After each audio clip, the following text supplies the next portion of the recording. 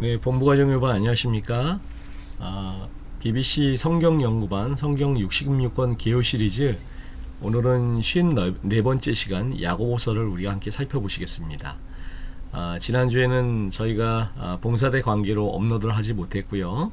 이제 봉사들 기도해 주신 덕분에 무사히 잘 다녀와서 이제 지난 히브리서에 의해서 이번에는 야고보서를 우리가 함께 살펴보도록 하겠습니다. 야고보서는 공동서신입니다. 공동서신이란 바울 서신처럼 어떤 특정한 교회에 보내진 서신서가 아니라 모든 그리스도인들에게 보내진 것이고, 그리고 여러 사도들의 서신서를 묶은 것이기 때문에 공동서신이라고 부르는 것입니다. 공동서신은 7권이 있습니다. 야고보, 베드로 전후서, 요한 1서, 요한 2서, 요한 3서, 유다서, 이렇게 7권이 있습니다. 야고보서는 이 7권의 공동서신들 중에서 가장 첫머리를 장식하고 있습니다. 야고보서는 행위로 증명되는 믿음에 대해서 이야기를 합니다. 또한 신약의 잠언이라는 별명이 있기도 합니다. 신앙의 실천, 신앙인의 삶의 지혜가 가득 담겨져 있기 때문입니다. 야고보서는 정경으로 인정받을 때까지, 그리고 그 이후에도 많은 시련을 겪은 그런 책입니다. 특별히 야고보서를 굉장히 싫어한 종교 개혁가가 있는데 바로 마틴 루터입니다. 마틴 루터는 신약 성경에 야고보서를 넣는 것을 인정을 하지 않았습니다. 왜냐하면 마치 그 내용이 로마서하고 완전히 상반되는 것처럼 보였기 때문입니다. 1장 1절에 하나님과 주 예수 그리스도의 종 야고보는 흩어져 있는 12지파에게 문안하노라 라고 기록된 것으로 보아서 이 편지를 쓰고 있는 사람은 야고보입니다. 그런데 성경에는 야고보라는 이름을 가진 사람이 여러 사람 등장합니다. 그러면 이들 중에서 누가 야고보서를 기록한 야고보일까요? 성경에는 특별히 4명의 야고보가 등장합니다. 첫 번째는 세베대의 아들 요한의 형제 야고보입니다. 마태복음 4장 21절에 보시면은 거기서 더 가시다가 다른 두 형제, 곧 세베대의 아들 야고보와 그 형제 요한이, 그는 주께서 처음으로 제자들을 부르실 때 선택되어 주를 쫓았던 그런 인물 중에 하나였습니다. 마가복음 3장 17절에 보시면은 이 야고보의 별명이 나옵니다. 이 둘에게는 보아너게 곧 우레의 아들이라는 이름을 더하셨으며, 야고보와 요한은 성격이 우레처럼 급하고 사나운 사람이었던 것 같습니다. 누가복음 9장 51절 54절에 보시면 이 사람들의 성격이 잘 나와 있습니다. 예수께서 예루살렘을 향해 가실 때 사마리아인의 한 촌에 들어가셨는데 이들이 환영하지도 않고 받아들이지 않자 제자들 가운데 제일 성인한 사람이 야고보와 요한이었습니다. 54절에 보시면은 주여 우리가 불을 명하여 하늘로 쫓아내려 저희를 멸하라 하기를 원하시나이까 라고 말합니다. 다시 말해서 벼락을 쳐서 저 사람들 죽으라 그럴까요? 이런 말입니다. 이 사건을 통해서도 야고보의 우레 같은 성격이 잘 알 수가 있습니다.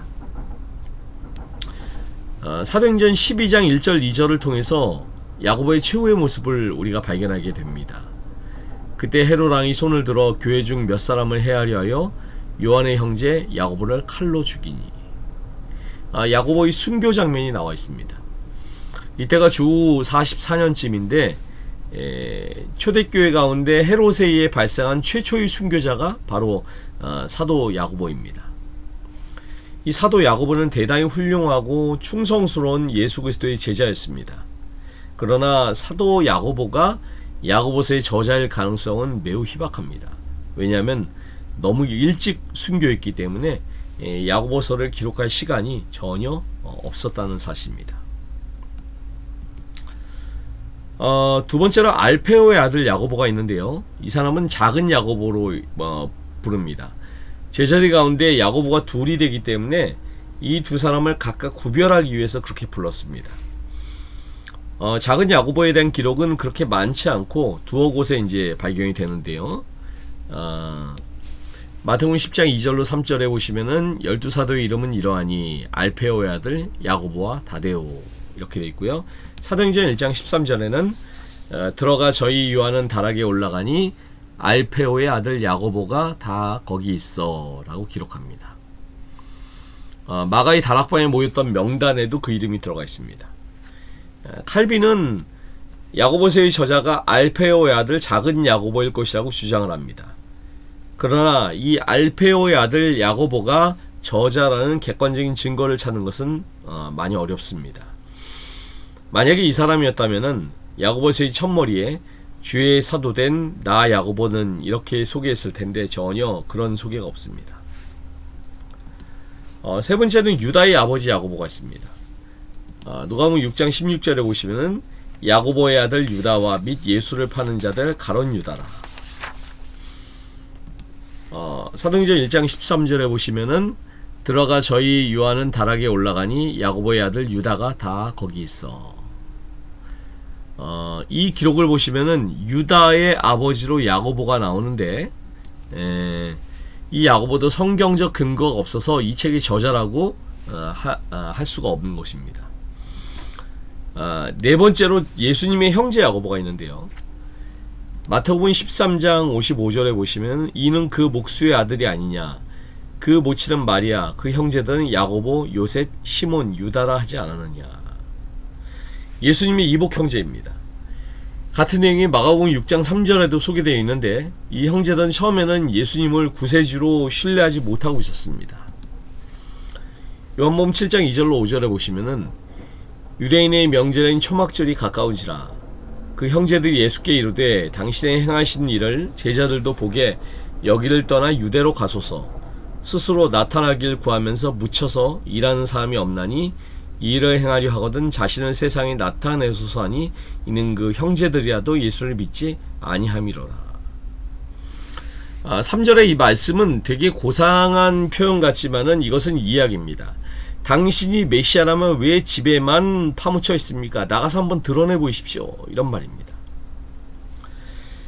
그런데 이랬던 이 형제 야고보가 후에는 회심해서 초대교회 신실한 지도자가 됩니다. 마가의 다락방에서 성령을 받을 때 그도 그 자리에서 함께 성령을 받았던 것입니다. 갈라디아 1장 18절 19절에 보시면은 그 후에 3년 만에 내가 게바를 신방하려고 예루살렘에 올라가서 저와 함께 15일을 유할세 주의 형제 야고보 외에 다른 사도들을 보지 못하였노라. 바울이 회개한 다음에 처음 예루살렘에 갔을 때 모든 사도 가운데 오직 게바와 주의 형제 야고보만을 만났다고 증언하고 있습니다. 야고보서의 저자의 신원에 대해서 충분한 증거가 야고보서 가운데는 나타나지 않습니다. 하지만 대체적으로 야고보서의 저자로서 예수님의 형제 야고보를 많이 지지하고 있습니다. 예수님의 형제 야고보는 예루살렘 교회의 지도자로서 교회를 믿음으로 잘 이끌고 나갔습니다. 유대 역사가인 요세푸스와 유세비우스도 야고보서의 저자가 예루살렘 교회의 지도자였던 형제 야고보라고 이렇게 증언하고 있습니다. 이들 역사가의 기록에 의하면 야고보는 예루살렘의 AD 70년에 멸망당하기 직전에 순교당했는데 돌에 맞아 죽었다고 이렇게 전해지고 있습니다. 제가 야고보서의 개요를 연구하면서 많은 책들을 봤고 우리 SD 성경 주석도 자세히 살펴봤는데, 하지만 예수님의 형제 야고보가 저자일 것이다, 일반적으로는 이렇게 받아들여지고 있는데요, 100% 확실한 증거는 없습니다. 그래서 야고보서의 정확한 저자는 우리가 하늘나라에 가야지 정확하게 알 수 있을 것 같습니다. 야고보서는 흩어져 있는 12지파라고 시작한 것으로 봐서 각처에 흩어진 유대인 성도들을 그 주 대상으로 삼은 것이 분명합니다. 로페스라는 신학자는 모든 성도들은 저 하늘 본향을 떠나 이 땅에 흩어진 순례자임의 새로운 이스라엘이다 라고 얘기를 했습니다. 비록 사도 야고보가 유대 출신 그리스도인들을 염두에 두었다고 할지라도 그 내용은 모든 그리스도인들에게 동일하게 적용이 되는 것입니다. 초대교회는 계속 불어오는 핍박과 바람에 더욱 강해지는 사람이 있었는가 하면 신앙이 변질된 사람도 생겨나고 낙심해서 본래 상태로 돌아가는 사람들도 발생하고 있었습니다. 그런데 당시 교회는 여러 가지 시험에 처해 있었고 부자와 가난한 사람들 사이의 문제, 불평, 멸시, 천박이 천대가 계속되는 때였습니다. 또한 믿음으로 말미암는 의의 신앙을 오해해서 죽은 전통을 자랑하고 입으로만 믿는다고 하지 행함으로 그 열매가 하나도 없는 그런 삶을 살아가는 사람들이 많았습니다. 그래서 사람들로 하여금 바울 서신에 대한 오해를 시정하고 교정해서 올바른 신앙의 단계를 걸어가도록 하기 위해서 이 서신이 기록된 것입니다. 그러므로 야고보서는 참신앙을 가진 외적 경건과 선행의 생활로 연결시켜야 함을 말하고 있는 것입니다. 사실 바울 서신과는 신학적인 면에서 충돌하는 문제가 전혀 없습니다. 마틴 루터 같은 사람은 그가 받은 빚의 한계 때문에 이 야고보서의 진정한 의미를 깨닫지 못했어요. 야고보서는 주로 의로운 생활을 강조합니다. 그래서 핍박에서의 위로뿐만 아니라 성도들 간의 사랑과 또 회복을 강조하고 행함에 역점을 두고 있는 것입니다. 한마디로 강조하면은 그리스도인 행위의 실천적인 면을 다루고 있다고 볼 수가 있습니다. 야고보서는 친절한 삶 믿음이 삶에서 어떤 결과와 행위로 표현되는지를 보여주는 실천적인 그리스도 교회의 모습을 제시하고 있습니다. 서신 전체를 통해서 강조되는 것은 참된 믿음의 양상과 또 효과와 결과를 거짓 가르침과 대조시키고 있습니다. 이 설교의 서신은 아름답고도 핵심을 찌르는 많은 간증으로 가득 차 있습니다. 문체는 굉장히 단순하고 직접적이고 어떤 분명한 계획에 의해서 정리되었다기보다는 오히려 명백하게 떠오르는 사상을 그룹별로 제시하고 있는 것입니다.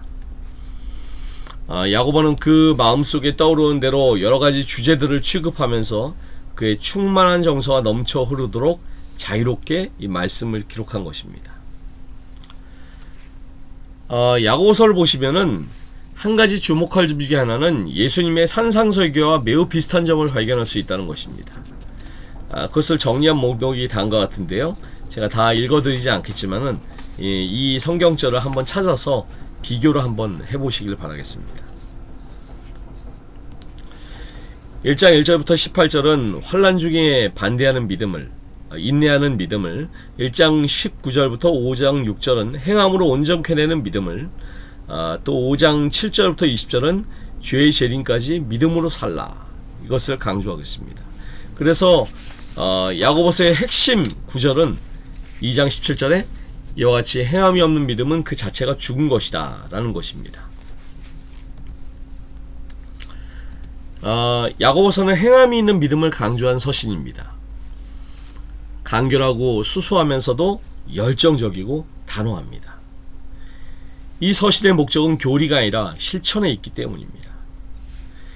야고보서는 윤리적 변화를 목적으로 하고 있습니다. 그래서 이 책에 기록된 108구절 중에서 50%인 54절이 명령문입니다. 마틴 루터는 야고보서를 지푸라기 같은 서신이라고 불렀습니다. 하지만 야고보서와 바울 서신은 상충되는 것이 아니라 상호 보완되는 것입니다. 바울이 참된 믿음으로 구원받았다는 것을 강조한다면 야고보서는 구원받은 참된 믿음은 삶의 변화가 이렇게 따라온다는 것을 강조하고 있습니다. 자, 우리 함께 이 말씀 읽어보실까요? 5장 13절입니다. 너희 중에 고난 당하는 자가 있느냐? 저는 기도할 것이요 즐거워하는 자가 있느냐? 저는 찬송할지니라. 사실 야고보는 야고보서를 쓰면서 이렇게 결론을 내리고 있습니다. 예수님을 따르는 제자요 그리스도인으로서 다른 사람을 대할 때에도 하나님에게 할 수 있는 오직 두 가지 말만 해야 된다는 것입니다. 그것은 기도 아니면 찬송이라야 된다는 것이죠. 물론 사람에게 기도할 수도 없고 사람에게 찬송할 수 없으니까 이 용어는 다르지만 의미는 정확하게 맞는 것입니다. 어려운 일을 당하는 사람을 보면은 기도하는 심정으로 위로하고 격려함이 함께 고민을 나뉘어 줘야 되는 것입니다. 그들을 살리고 정말 힘주는 말만 해야 되는 것입니다. 즐거운 일을 겪는 자를 보면은 함께 기뻐하고 진심으로 축하해 줘야 됩니다. 다른 이의 인생도 고난 아니면 기쁜 일 둘 중에 하나에 속하기 때문에 그리스도인은 언제 어디서 누구와 어떤 일을 만나도 그들과 나눌 대화는 기도 같은 위로와 찬송 같은 정신이 되어야 칭찬이 되어야 된다라고 야고보는 결론을 맺고 있습니다. 오늘 우리가 야고보서의 말씀을 좀 살펴보았습니다. 제가 봉사대 중에 이 혀에 혓바늘이 좀 나가지고 발음을 하는데 좀 많이 불편해요. 그래서 오늘 제가 좀 부적절하게 발음을 한 것이 있으면 좀 널리 이해를 해주시길 바라겠습니다. 아무쪼록 야고보서의 말씀을 다시 한번 펴서 이 말씀을 보시면서 오늘날 우리의 실제적인 생활에 대해서 말씀한 이 말씀이 오늘 우리에게 소중한 교훈이 되시기를 간절히 바라면서 말씀을 마치겠습니다. 기도하시겠습니다.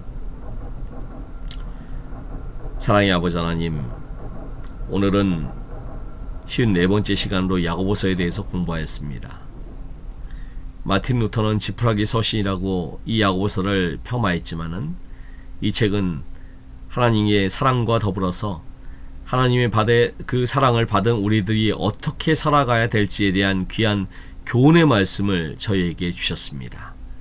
이 말씀을 기억하고 믿음으로 말미암는 구원뿐만 아니라 또 믿음으로 말미암는 저희의 행위도 주님 앞에서 온전히 착한 행실로 열매를 주님께 드릴 수 있는 저희들 모두가 될 수 있도록 인도하여 주시옵소서.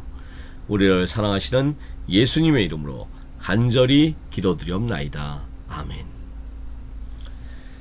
네, 감사합니다. 오늘도 주님 안에서 복된 하루 보내시길 바라겠습니다. 감사합니다.